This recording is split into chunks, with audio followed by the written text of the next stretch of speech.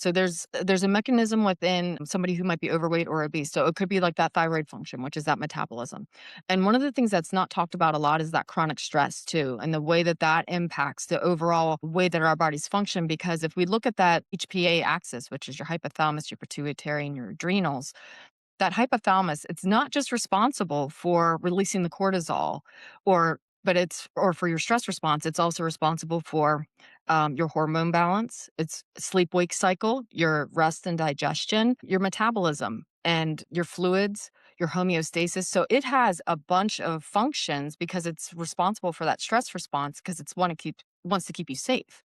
So if we think about it in those terms, if we are in chronic stress and we can't digest food well, that's going to deplete nutrition because our bodies won't absorb the nutrients. And then if we're taking in loads of foods every day, which our bodies are not used to, because back in the early 1900s, we didn't have, we didn't have the refrigerators like we do today, Yeah. and the food that's constantly around us. So if we're putting all of that in, our bodies can only handle it and says, okay, well then I'm going to start storing this. And if we have a stress response, it's going to say, okay, I can't process this now. I'm either not hungry or I'm going to store all of this as fat. Like it changes that hormone balance. So it really does, open up the gateways when you have obesity or, gaining weight. And you have to start looking at it from that root cause perspective versus looking at, oh, it's just a weight problem. It's just a food problem. It's a lot deeper than just that. Yeah. Oh, they're just eating too much. Like, eat less Right. and move more. That's a big conventional medicine thing Yep. that doctors like to tell patients. Like, how unhelpful is that? Like, it's Well, I'm frustrating because if people yeah. do that and it Well, and it decreases their metabolism, then they have a bigger problem. exactly. And it's patient shaming too. Like, this is all your fault, Mhm. that's what I love about functional medicine is because it sort of demands some participation on the part of the patient or the client. Mhm. As like Mhm. you said, you can't force somebody to do something, but you can give them the information and the Yep. tools that they need to make a decision. And I Yep. think probably by the Absolutely. time people get to you, they've had it and they are ready and they're motivated. Yep. Absolutely. Yeah. Um, Yeah.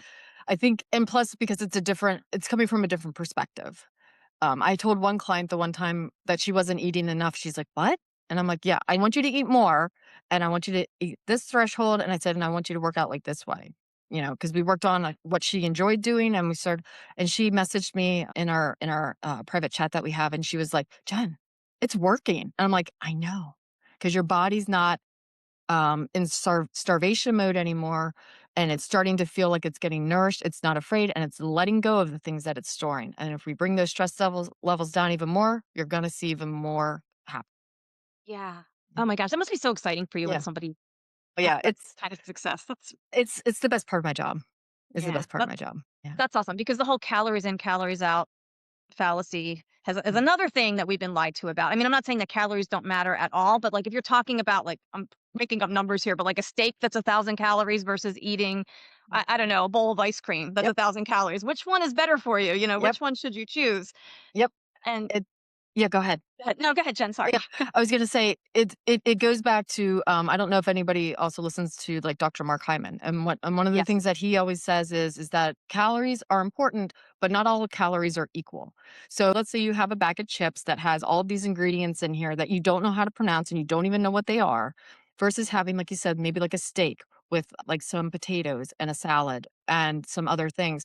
All of that food, so that could be a couple plates full of food, are the same amount calorically as that bag of chips if you would eat the whole bag. But you're getting more nutrients out of that steak, the salad, the potatoes for those cells. Remember, if we go down to that cellular level, those cells can use all of those nutrients. Whereas in that bag of potato chips with all of these chemicals, your cells are sitting there saying, what is this? How can I use this?